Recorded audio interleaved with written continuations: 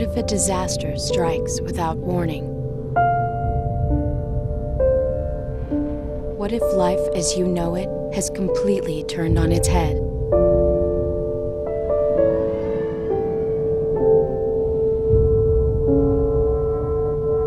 What if everything familiar becomes anything but?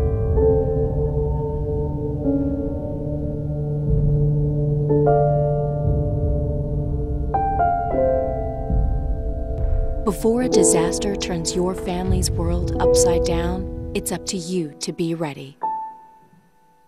Get a kit, make a plan, be informed today. Learn how at ready.gov.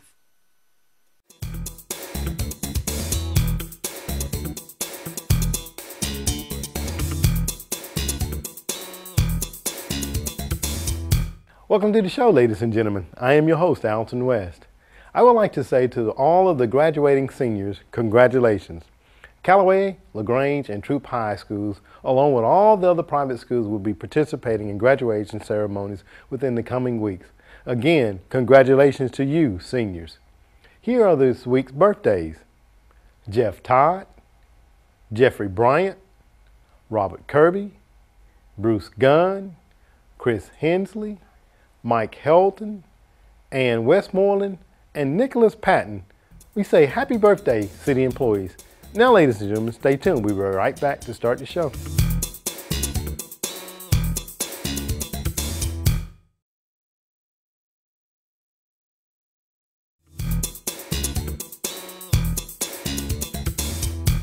Welcome back, City Week, ladies and gentlemen. Today I have guests on from the West Georgia Health System. We have on Director of the Progressive Care Unit, Joy Brooks. And we also have on the Coordinator of Quality Initiative Program, Twyla Buttrell. Welcome, ladies, to the show. Thank you. Well, it's a pleasure to have both of you ladies here on the show to talk to you about some things that I know that a lot of people probably are concerned about. You know, recently I had one of our staff members that was suspected of having a mild stroke, a mini stroke, and you know, he's a young individual. And I think this is something that can happen at any person if they don't perhaps take care of themselves. Now, Joy, I want to start out by asking, you ladies are members of the stroke team at the West Georgia Health System.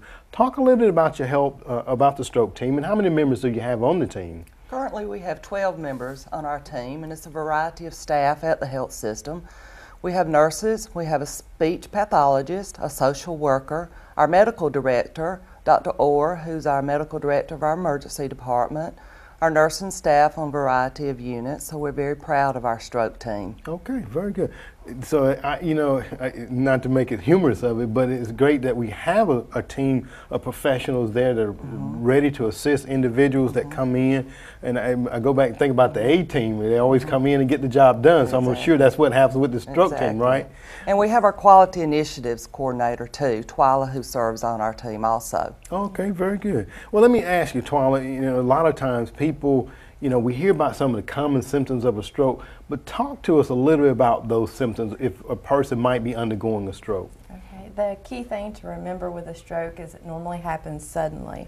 So the symptoms would be sudden numbness or weakness, especially on one side of the body, sudden trouble speaking, confusion, loss of balance, dizziness, or sudden severe headache with no known cause. If someone experiences that, they should call 911. Okay, very good. And you know, that's what, you know, I talked to my staff person that works with me that had, like I was saying, a mini stroke, and that was one of the things that happened to him.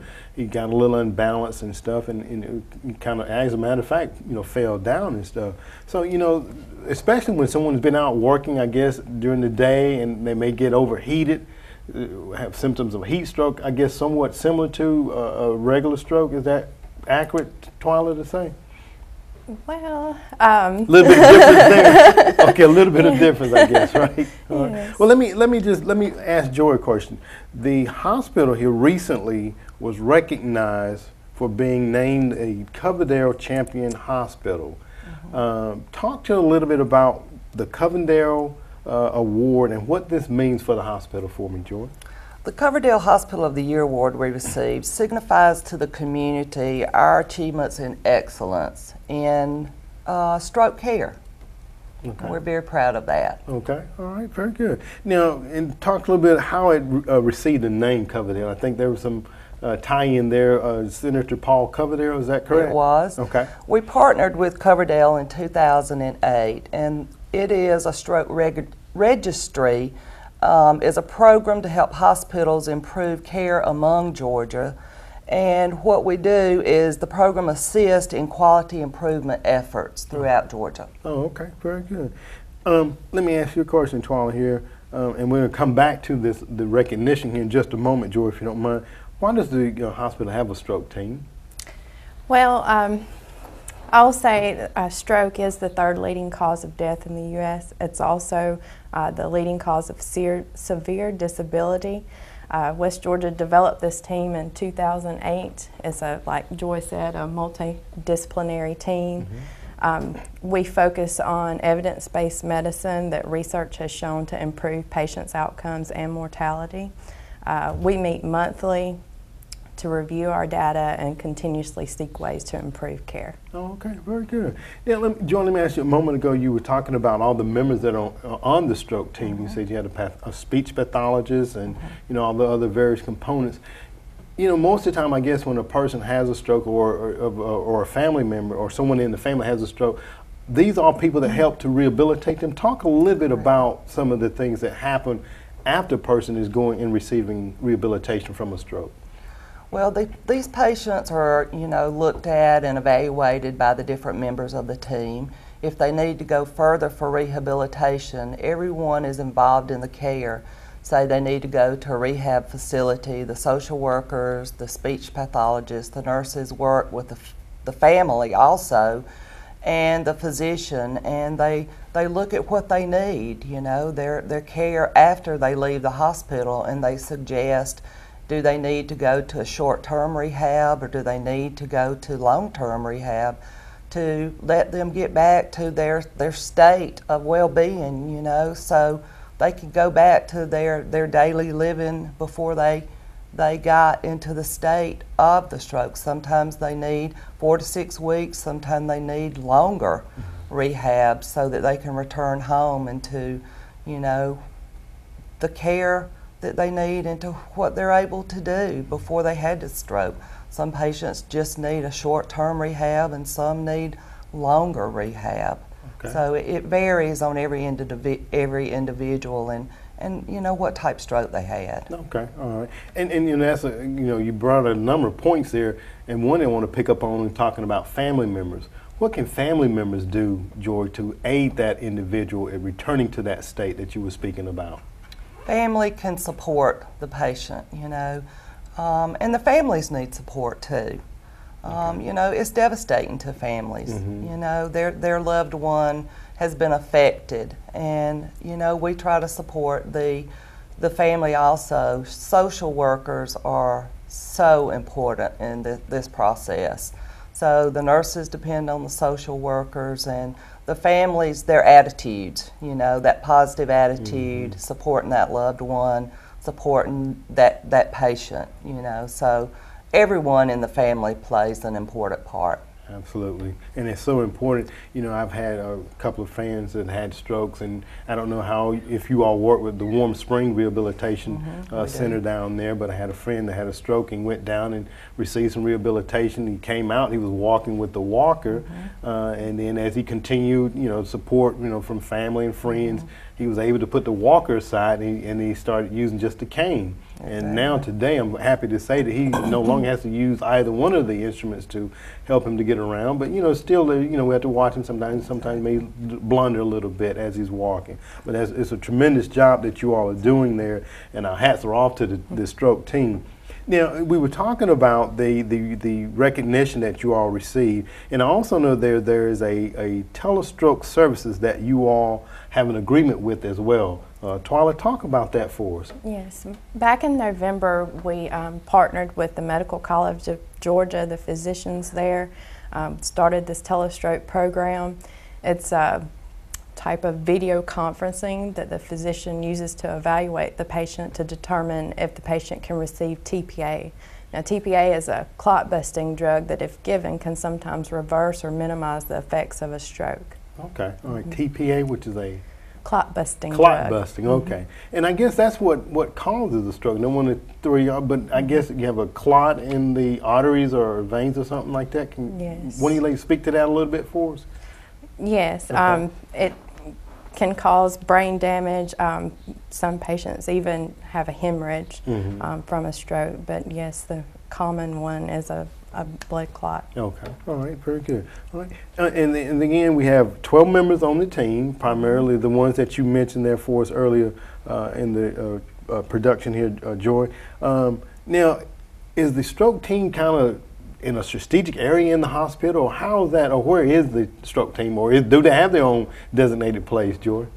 We meet in a conference room. Okay. Twyla sets up that meeting, and we meet in a conference room. Oh, okay. And discuss, our plan for the next month. And we have an agenda that we follow, and we review all the items on the agenda. Set of minutes is set up and reviewed, and then what we discuss at the meeting is distributed to every member. And if someone can't attend the meeting, it's distributed to that member also. One very important department that I did not mention is our physical therapy department. They work with our stroke patients, and they're a very important part of our team that work with our stroke patients also. So I do not want to leave that group out, because they're very instrumental in helping our stroke patients also. That's right. And you have all these services that are provided right there at West Georgia Health System, correct? We do. Okay, very good. And we said that most of the patients, I guess, when they come in, they're just kind of distributed to the various units that best, I guess, address their needs. Is that correct to say? We do. Any patient that is given TPA, or our clot busting drug, Okay. they go to our ICU initially. Okay. And then the majority of our stroke patients are admitted to the progressive care unit or the telemetry unit initially, and there are other instances where the patients might be admitted to our medical units also. Okay, well, very good. Well, ladies, once again, we want to thank and congratulate West Georgia Health System for receiving this honor. And again, it was the Georgia Covendale Acute Stroke Registry at the Champion Hospital. So our hats are off to West Georgia Health System, and definitely to the stroke team. Members, maybe we have to get some more of those members on later on to kind of talk about their experience in helping individuals to recover, and also the rehabilitation unit. So ladies, I want to thank both of you all for coming on the show and sharing this information with us. Thank you. All right. Ladies and gentlemen, stay tuned. We'll be back for more City Week in just a moment.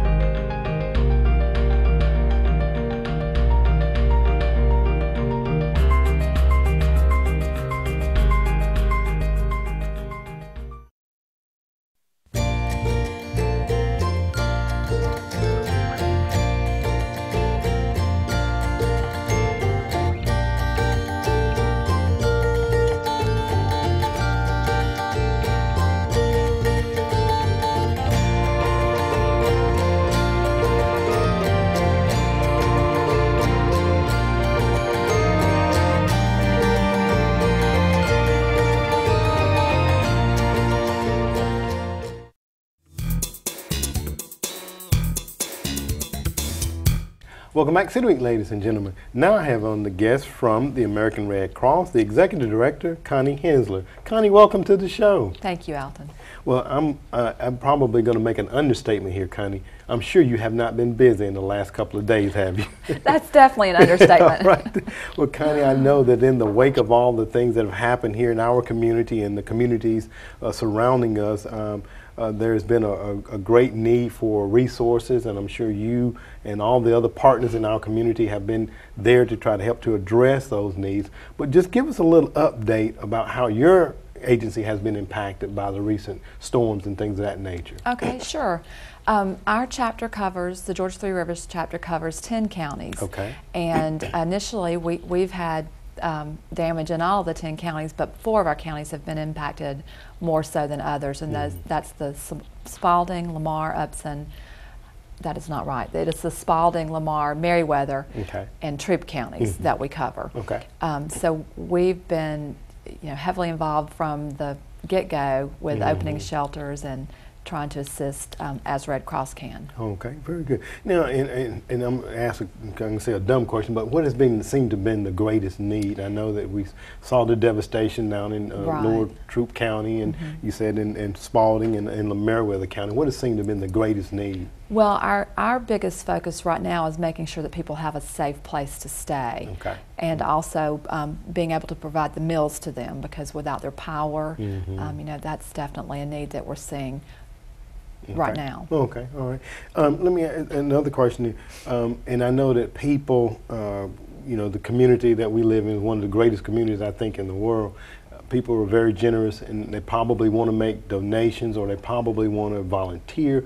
What would you suggest for them that want to do those things? What would you suggest for them to do? Well, you are absolutely right. We have a wonderful committee, and we've had such great response from churches who've prepared meals, from restaurants who've helped us get those out, just great response. So one of the best ways to help, if you are interested in volunteering, is to go ahead and let us know and let us get your name and information, and then as we can set up some orientations and even get you in and doing some on-the-job kind of training, we are able to do that. Also signing up now to volunteer for future things, because that way we're prepared and ready, and we know who's available and who's set to go when something happens. But so that's the volunteer portion of it. If you are interested in making a monetary contribution, which we can then turn into those meals, into the shelter stays, to give back to the people who've been affected. An easy way to do that is you can go online to redcross.org. You can mail a check to our office, which is 900 Dallas Street, Suite C, here in LaGrange. You can make a $10 donation via your cell phone carrier with by texting Red Cross to 90999, or if you can call our office and we can direct you on the best way to do that as well. So. Okay, so there's a number of ways that a person can get involved. There sure from are. Actual volunteering, and then to the monetary donations and stuff. And then, we were talking about the preparedness of the volunteers. And I think, y'all have classes? We do. Times? We have classes on shelter management and operations. We have classes on disaster assessments, because we have volunteers to go out into the areas and collect that information initially. We also have volunteers who are on call as scheduled around the clock for our single family disasters. Other than this type of disaster that we're responding to, we do respond to single family home fires, and so we have volunteers who've trained to do that. So we have trainings that take place regularly throughout the year, the months, so that people can go ahead and sign up and get trained, and then as we have something happen based on their schedule, we're able to call them to duty to get ready and to go out and to be able to respond. Okay, well, very good. Now, you were saying, Connie, the area that we cover, 10 counties, and we have 4 counties in that 10 county coverage that were severely affected or declared a disaster area, correct? I'm not sure what the declaration is right now on all of those, but yes, four of the counties are the ones that we're focusing on, because we know of the major damage. Okay, and Troup being one of those, and Meriwether, Lamar, and Spalding counties. And I think we do have shelters. You have we shelters. Still have a shelter operating at the Manchester High School in Meriwether County right now. We were able to close the one that we had in Griffin, and then we closed the one I believe last Thursday, actually, here in Troop, we didn't have anybody that needed to stay at the shelter. Okay, okay. And I'm sure that's a great thing for persons, well, a great thing for them to be able to have their home intact, I guess, or a greater thing. But if they have to go to one of these facilities, you know, shelters and stuff like that, then I guess, you know, they can stay there as long as they need. Is that correct? Absolutely. We will keep those open as long as there's a need, and then as we can work with the families to help them find, you know, somewhere else to go. But if they want to come to the shelter, they're more than welcome to. You can get the meals there. There's a place to take a shower. Okay. If anybody still needs to do that, if you have a pillow and a blanket that you want to bring with you, that's wonderful. If not, we have those available as well. So we try to make it as comfortable as possible in the shelter location. Yeah, given the circumstance, I'm sure, you know, a lot of them are very, very much appreciative, I'm sure, of the services that they are getting while they're there at those centers. Let me ask about some of your partners in the community and how have they been assisting you at getting the things done that you all need to get done, Connie? Well, within the communities we work with, the public health has helped with nurses at the shelter locations. Okay. We work with the Department of Family and Children's Services to staff shelter locations. We work with the local EMA and those officials. We work with, like I mentioned, the churches. We have various groups that are doing things. Restaurants in the community partner with us to be able to provide the meals. So we've had, like I said, a wonderful response from our partners in the community. Well, very good. It just seems like once again the community comes together to meet and to address those needs as they are identified, and the American Red Cross is one of the ways that those needs are met. And again, I also want to mention that you all are part of the United Way agency as well. We are correct? very much part of United Way, and they, thank you for mentioning that because they've been working with us as well. Our goal is to provide the services back to the citizens, and so that's a wonderful way to do it, you know, with all the partner agencies that are part of United Way and working together. Salvation Army has helped us with doing some of the meals. If people have donated items that they'd like to give, that's a great place to take those, and then we can make referrals to them for that assistance. Okay, well, very good. So again, it's just basically utilizing those services that are already in That's place. right. Absolutely. Let me, excuse me, let me just change just a little bit here, Connie, because I know that the American Red Cross is also responsible for the local blood drives here in our community. Can you talk about that a little Yes, the need for blood is constant, and so we have a wonderful partnership with our blood donor representative, and we have lots of community drives that are available for people to go and make a blood donation. We had a successful one yesterday, and then a great way to find out information on the specific locations is just to go to the website and then put in your location, and you can find all the ones that are available, the times, and you can schedule yourself for an appointment as well. So that's a wonderful way to give back and to help as well. Okay. Let me ask a question too. Is there a greater need for one type blood over another that you're aware of, Connie? Well, there are always needs, but the rare types of blood, and then also the ones that are more universal, because then they can be used by everybody. So there's always a great need for blood. So anybody who has a desire to give, just, you know, I encourage you to come and make that blood donation. Okay, all right. Let me ask you, because I know sometimes the person may not know their actual blood type.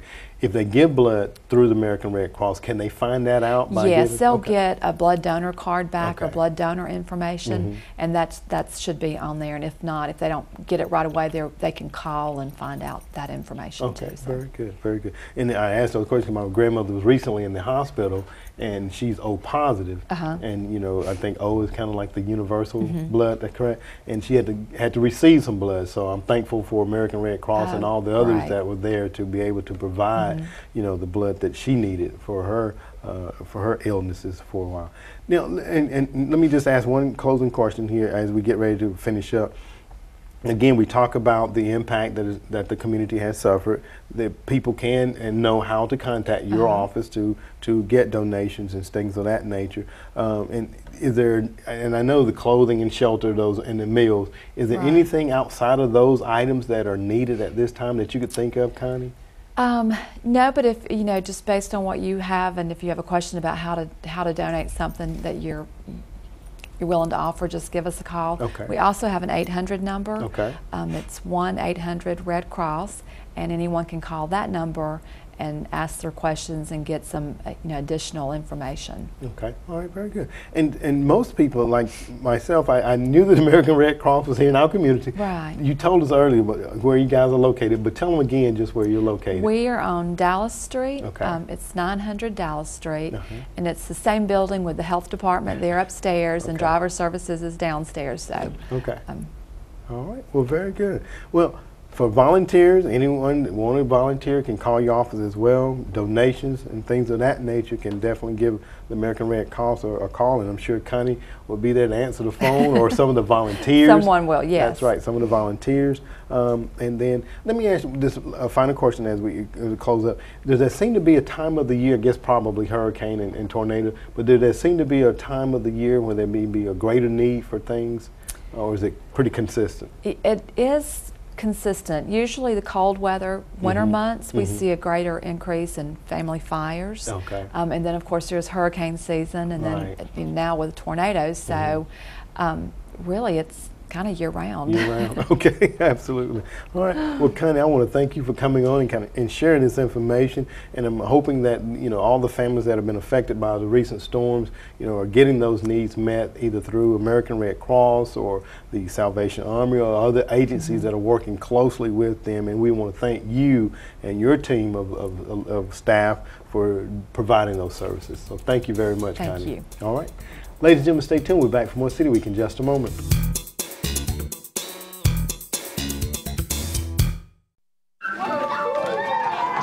I'm lucky. Let me help you with that. I get to do something I love. It has nothing to do with touchdowns or titles. Everybody bring it in. I get to play a part in the life of someone just starting out. How many of you think homework is just as important as teamwork? I help keep kids in school. Good. And that's the name of the game. My name is LaDainian Thomason. I don't just wear the shirt, I live it. Give, advocate, volunteer. Live United. Cotton balls, duct tape, spoon, needle, thread,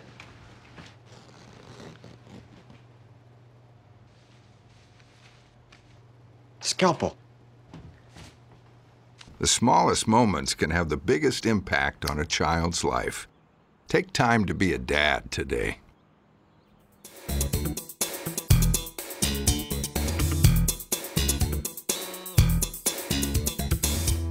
Ladies and gentlemen, I hope that you've enjoyed my show today. My guests have been from the West Georgia Health System, Joy Brooks and Twyla Buttram, and they talked about being members of the stroke team. Also, I had on from the American Red Cross, Connie Hensler, and she gave us an update of the events that have taken place in our community here recently. And by all means, volunteers, if you want to volunteer, give her a call. I'm sure they would appreciate it greatly. Ladies and gentlemen, I hope that you enjoyed our guest this week, and as always, I wanted to invite you back for more of City Week.